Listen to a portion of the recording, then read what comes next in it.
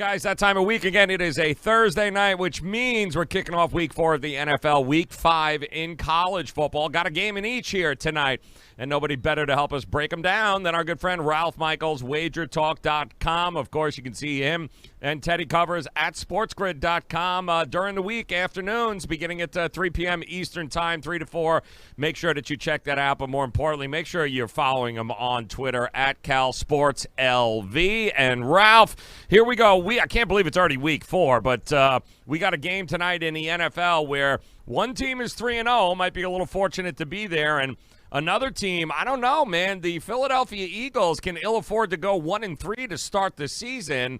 Kind of a tough spot for them with all the injuries. Should be at least an interesting Thursday night football game for a change. Yeah, we're going to see them get one of their receivers back. But again, their issue is cluster injuries. And that's the problem anytime you're an NFL team. Multiple wide receivers out, multiple defensive tackles out. And, one player doesn't make a difference. Multiple players makes you use your third and fourth level players. So that's the issue you're had. I've gone back and forth in this game. And, I'm gonna just mention a couple things that I tweeted out. And this is the kind of information, if you follow me on Twitter, you're going to get. You're going to see all the games and the future games. Well, so far this year, the Dogs have gone 3-0 on Thursday night. And, we've seen outright upsets. The difference with the first 3 games in tonight's game is the first 3 games were all division games. These teams on short weeks don't have to prep as much against this opponent. They know the quarterbacks, they know the stadiums, and they know the opponents very well. Well, this is the first non-division game on Thursday nights. And let me remind people, Thursday night non-division home favorites since 2005 have gone 34, 14, and 3 against the spread, 72%. Oh, yeah, and by the way, they've gone 9-0-1 against the spread the last 10 times, covering the last several years. So that says clearly play on Green Bay. But I answered a question from someone on Twitter just within the last hour, Joe. And he asked me, how do first-year head coaches do on a short week? On a Thursday, you only have 3 days of prep. It's a different process to prepare your team. They've never done it before. And first-year head coaches like Green Bay have gone 10-19, 34.5 against the spread. Wow. So I can make a case for both sides. Even with both, when you're looking at systems and you're looking at angles, there's always reasons to bet a team. There's always reasons to bet the opposite team. You try to balance all the information you get, figure out which is more important to you, figure out which is more relevant. And in the situation with a banged-up Philly team, I actually lean with Green Bay at home on the short week. And again, with a very improved Packers defense. Right, very, and Zadarius Smith still looks like it's going to be a game-time decision for Green Bay. But it's interesting, Ralph. One team can run the ball, they can't defend the pass, and then the opposite is true there. Philadelphia's secondary, a little banged up, but we haven't seen Aaron Rodgers throw the ball yet this year. Do you find that they're still kind of a work in progress, or do you think that's a little bit more of a concern than people are giving it? Well, much like in Arizona, all we heard about is, how he loves this new quarterback and how they're how Matt LaFleur and Aaron Rodgers are in sync. Well, I'll tell you what, when you get into a regular season game and other teams are trying to defend you, those things that you were doing in practice don't always seem to work out the same way. I look at Rodgers and, he's been clean so far. It's been different because he can't run the game. But you've played the Bears, the best defense. Mm-hmm. You've played Minnesota, a top defense. You played Denver, a top defense. And, that's why you're rushing for only 3.4 yards per carry. If the run game opens up at all, that's going to give Rodgers another total different dimension when he's throwing the ball. Tonight, of course, also college football kicks off week 5. Navy taking on Memphis. Kind of a revenge spot for Memphis, who just completely threw up on themselves last year, turned the ball over 3 times in the fourth quarter in a rainstorm, and ultimately handed Navy the win. Navy's got a new defensive coordinator. It's a lot of points, 55, 54, 55 points in a game for a team. And the service academies. We talked about Air Force last week. Man, that triple option eats up a lot of clock here, Ralph. And Memphis, doesn't seem to be that up-tempo offense that they used to be in the past. What do you think about this game here tonight? Well, again, they're not, but, you still have Brady White as your quarterback, so you're still going to be able to sling the ball around. They ran 67 plays against South Alabama. That, of course, because they had a huge lead. Against Mississippi, game one, they ran 82 plays, in a tight game when they won. So they still are going to run a little pace, but, yeah, you're not going to get the opportunities to run the plays against Navy. The Navy team, it's so difficult to know what we have. No one's played a weaker schedule, only having played Holy Cross and East Carolina at home. You don't know what you're going to have of this offense. You only returned 8 starters. So really it's, you're basing Navy on what you know from academy history. Right. Number one, they don't often return a lot of starters. So 8 starters for Navy isn't an incredible shock. It's not like if 8 starters returns for Georgia Tech this year, as an example, that, what they have to deal with. So, you have these academy kids that are ready, that have gone through prep football, who are ready to step up. In this case, I really don't. There's a lot of games you just don't have strong opinions on, and this is one of them for me. I lean with Navy. I think they'll get the rush game done. And if you're going to lean with Navy, it's probably a very correlated parlay that you lean with the under as well, which I do. Love that. Ralph Michaels, wagertalk.com. Guys, you can get there. It's very simple here at wagertalk.com. Just get to Ralph's page there under the handicapper section. You can go ahead. You can visit him. Packages for everybody. His plays, free plays on the page, and, of course, on his Twitter page. Nobody has better information, free information than Ralph at Cal Sports LV on Twitter. All right, I want to stick with the service academies because loved Air Force last week. I don't know what to do with them this week. I don't know what to do with San Jose State this week here, Ralph. They're getting 19, 20 points. It just, they got to go to the altitude. It seems like a terrible spot beating Arkansas, and, it's got letdown written all over it, but I don't know. Do you trust San Jose State? Can you trust Air Force to cover that many points this weekend? I do trust Air Force in that role. San Jose is in a horrible situation. Again, another tweet that I sent out, Joe, earlier this week, where how do teams do after upsetting someone on the road as a 17-point dog? And I think the ATS record was about 35% against the spread, so they don't do well as expected. Plus, when you break down that San Jose State game, it wasn't a situation where they beat Arkansas. It was a situation that Arkansas beat themselves. San Jose State was plus 4 turnovers. It doesn't matter. I mean, even the best team in football, if San Jose was playing Alabama, if Alabama was minus 4 turnovers at the end of the game would be much closer than you expect. When a mediocre team like Arkansas is minus 4 turnovers, they're going to blatantly lose. So, anyone would have beaten Arkansas minus 4 turnovers in that spot. But with that said, they still moved the ball for 503 yards, and Josh Love threw for 400 yards. So, very impressive. But you are now prepping for the option. You are prepping for the option on a second straight road game. Mm-hmm. You are facing an Air Force team that has extra day of prep and is off a loss. I do like Air Force in this game. I love, it's like separation weekend here, Ralph. Week 5, certainly with the ACC. I think there's some monster matchups over the next couple of days. We'll start with Friday night's Duke, Virginia Tech. Blacksburg, never an easy place to go in and play, although Virginia Tech hasn't exactly blown the doors off of anybody. Duke, outside of that game with Alabama, seems to be the more complete team, but they're a dog on the road heading to Blacksburg. What do you think, Duke and Virginia Tech here, ACC matchup on a Friday night? Teddy and I talked about this show on the Wager Talk Sports Grid TV show yesterday, and the line moved, the money coming in on Virginia Tech, and I just didn't see it. You look at Virginia Tech, you struggle against Boston College on the road. You only outgain Old Dominion at home by 79 points, and, it was a game that was very competitive early. You only beat Furman by 7, got outgained by 119 points. This is a situation where, I'm not sure that Virginia Tech's the better team. I'm not sure Virginia Tech should be favored at all. You do have Duke having played their third game away from home in 4 weeks. Bama in a neutral setting at Middle Tennessee State last week. But to me, I love Quentin Harris. I love mobile quarterbacks. And you very rarely have a quarterback that leads your team in rushing and is completing 70%. When you have a mobile quarterback completing 70%, that's a scary, scary option. And I lean with Duke. Yeah, and one of the games I'm looking forward to this weekend, too. I don't know what to make of them just yet, but Wake Forest heading to Boston College. Wake Forest coming off a bye. Listen, everyone loves them.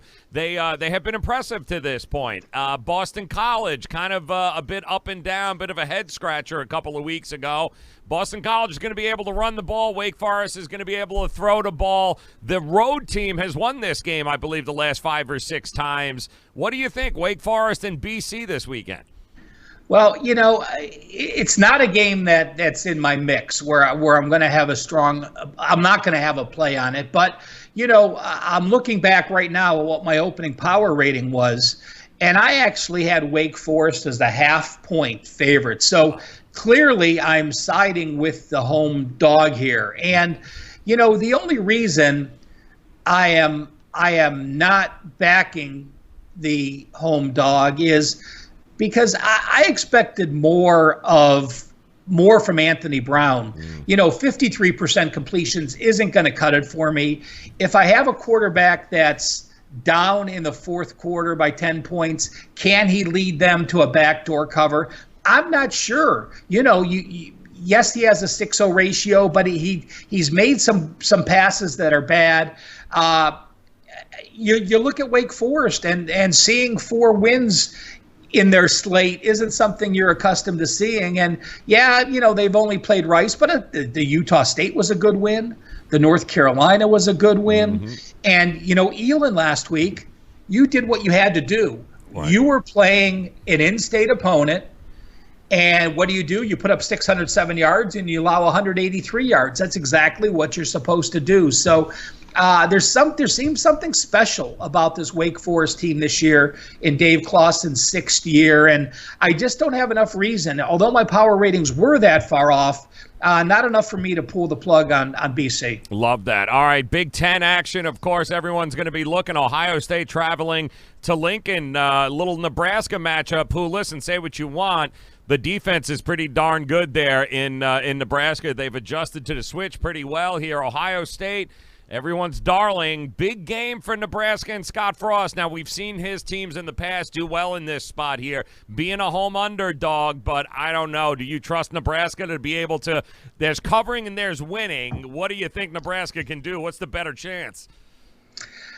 They're not going to win. Yeah. But, I've also said that in the past that – last year Ohio State went into Purdue. I didn't think Purdue would win. And we saw, people get excited to play Alabama. People get excited to play Clemson. People get excited to play the Buckeyes. Yeah, you're a Big Ten team. You hate the Buckeyes, but you also get very excited when they're in town. You add in the fever of game day being there, and all of a sudden Lincoln's turning into a zoo this weekend. But again, I look at this Ohio State defense. They held FAU to a season low. They held Cincinnati to a season low. They held Indiana to a season low. They held Miami to a season low. So, yeah, you could say you're only allowing 222 yards and 1.7 yards per carry, but holding all those to a season low shows how well you've done.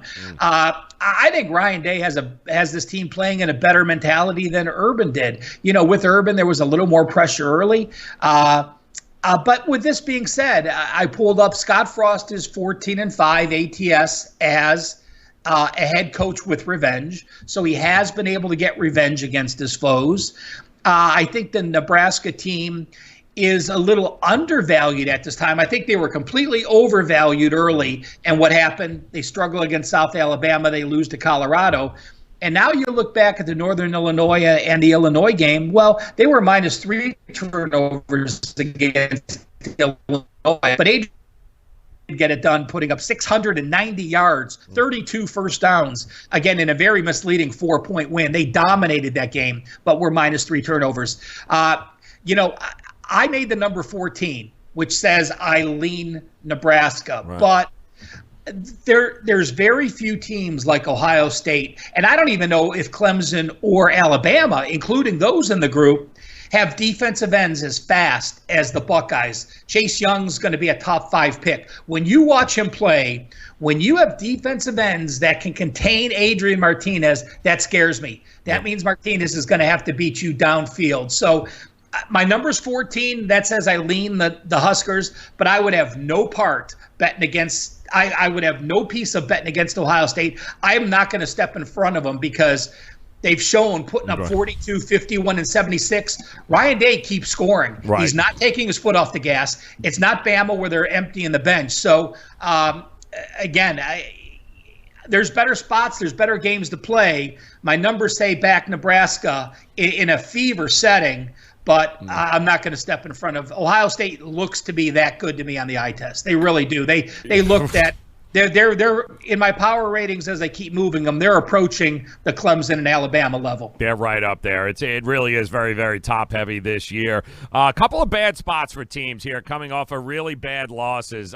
Notre Dame heads home. What a letdown! What a great game against Georgia, but they fell just short. Now they got to go home and take on an upstart in Virginia, who Bryce Perkins, everyone loves. Virginia is looking to take that next step, and here's their opportunity to do it against the Notre Dame team that, it's got letdown written over it, but they're everybody's favorite. They're a public favorite. The money's coming in on Notre Dame, opens up at 11. It's pushed up to 12.5. What do you think about this game? Do you like Virginia's chances on the road?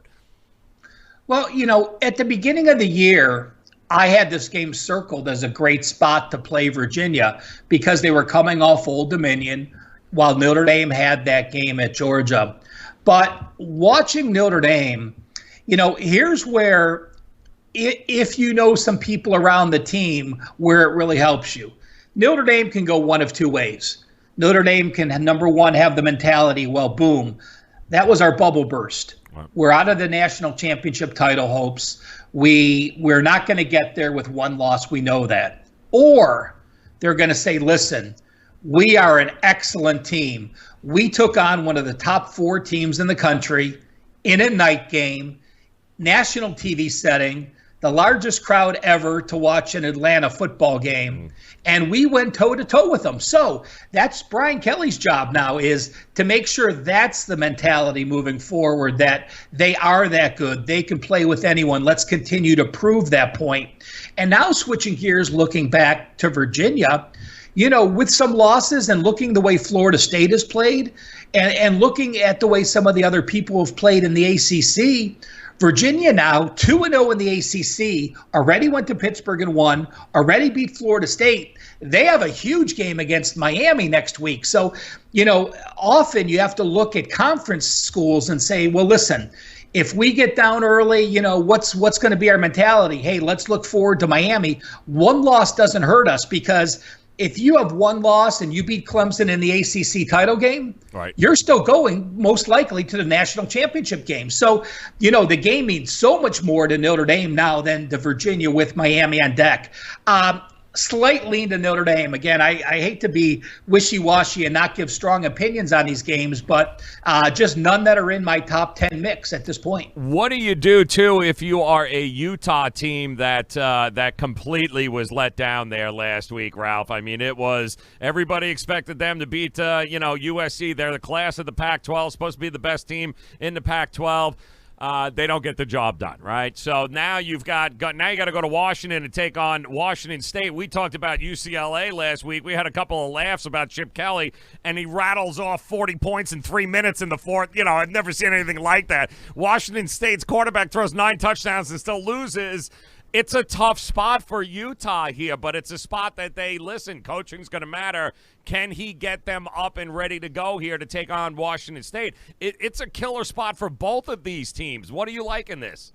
Yeah, I was just going to ask you that, Joe. Yeah. I mean, Utah's spot is bad. How about blowing a 30-point lead with 19 minutes to go. So, I don't know which is the worst spot, but, I will say this. I think it's much easier to rebound saying, hey, we went to an elite program, USC. We're now back at home. If we run the table, we're still in the mix, versus Washington State being in control and at home and now going on the road. The one advantage I like with Utah in this game is this. USC now, again, they were looking to hire Kingsbury as the OC. He takes the Arizona job. Who's the new OC? Graham Harrell. Mm-hmm. They were going to run the air raid. Well, who runs the air raid? Who basically started the air raid after Hal Mummy? Mike Leach was the person. Mm-hmm. So Utah is facing the exact same offense for a second straight week. The other big difference, USC's wide receivers, 6'3", 6'3", 6'4". You saw them throw up so many jump balls that those receivers took advantage of, where most times they're intercepted or they're incompletions. Mm-hmm. USC's receivers caught those balls. Washington State doesn't have that same height on receiver. Anthony Gordon's throwing that ball around, but he's that short dump-off passer. He doesn't throw those deep balls, those 50-50 balls. Facing that offense for a second straight week off the loss, I give Utah a significant edge. Yeah, I agree with you there. It's easier to do that, especially at home, too, when you're in Salt Lake. All right, one final game for you, SEC here, Ralph. I think it's the game of the week in the SEC when we're looking at where am I here? Let me make sure I get the spread here correct. But you got Auburn now. Who a lot of people just took care of business there at Texas A&M, and they are a favorite in this matchup here. So what do you like? I mean, are you buying this Auburn team? Do you think they can go, and handle business? Mississippi State, they got a freshman quarterback coming in who's done pretty well. I mean, it's not like the kid hasn't produced, but it's a tough spot for Mississippi State. But everybody loves Auburn. Everyone keeps telling me that, don't sleep on Auburn. I don't know. Is Auburn undervalued in this market right now? Well, I've said this on every video I've done as far as Auburn football goes. If I could take one set of O-line and D-line from one team, it would be the Auburn Tigers. They have a top 3 D-line. They have a top 10 O-line. So if you combine O-line and D-line, I think they have the best offensive defensive line combo in the country. That's going to get you a long way. A lot of times that means you're underrated because you don't have the skill players, but you have the O-line and D-line to do that. And what they did going into A&M, holding them to 2.7 yards per carry just impressed me.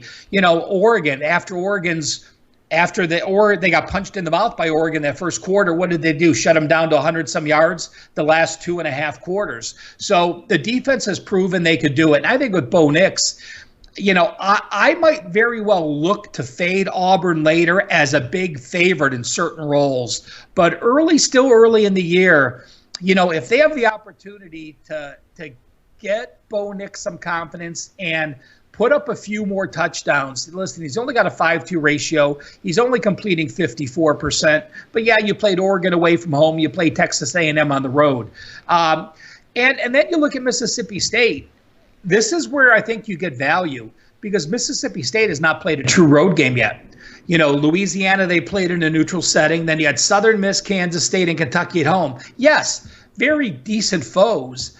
Yes, competitive foes, but going on the road, having been played 4 games, and now play your first road game in an Auburn setting, I think we're going to see the Mississippi State offense struggle. Oh, this is going to be a good one. All right, Ralph Michaels, WagerTalk.com. You got it, guys. Make sure you head over to WagerTalk.com right now. There it is, right under the handicappers page. You'll see Ralph Michaels also on Twitter at CalSportsLV. And Ralph at WagerTalk. Something for everybody, right? Packages available all week long, whether it be college or it be the NFL. Yeah, the NHL guys are getting ready for the NHL right around the corner as well. But you know what? If you guys still are doing baseball, I do a daily newsletter called The First Pitch. If you're looking for one-page schedules with the Monday lines from Cirque, I have that. I have a one-page NFL schedule with the look-ahead lines from the Hilton last week, where you could find value. I'm still old school, Joe. I still have my one-page printed schedule that I mark lines down and I look at line moves. So at one glance, you could see exactly how much moved. And I actually do just highlight at the end of the week the biggest line movers, because people think, early money or moves early in the week mean that, that team's going to win. Well, I'll tell you what, sharp money picks just a few percentages higher than the public. So it's not as if the line moved, that's the right side. But, there are times where I don't have a game on Sunday or Monday when I'm doing my early handicapping. There may be a game where I don't have it marked as a play because it's right on my number and I don't see a reason. Then all of a sudden that game moves 3 or 4 points to the side that I like. And now midweek or going into the weekend, it's a game that I really have to evaluate and bring into the mix. So again, I may be old school, but I still think there's something about